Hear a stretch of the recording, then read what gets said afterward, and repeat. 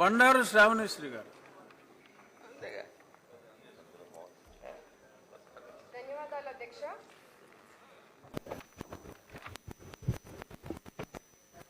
ధన్యవాదాలు అధ్యక్ష. సింగనమల నియోజకవర్గంలో ఏపీఎస్పీ 14 బెటాలియన్ అలాగే రాష్ట్రంలో ఉన్న ఏపీఎస్పీ బెటాలియన్ సిబ్బంది ఎదుర్కొంటున్న ప్రధాన సమస్య సభ దృష్టికి తీసుకొస్తున్నాను అధ్యక్ష.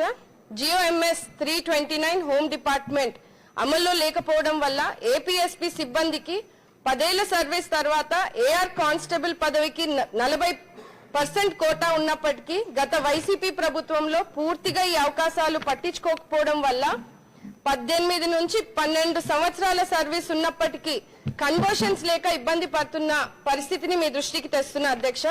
వీరంతా కూడా సంవత్సరాల తరబడి కుటుంబాలకు దూరంగా ఉంటూ కష్టమైన పరిస్థితుల్లో సేవలు అందిస్తున్నారు అధ్యక్ష.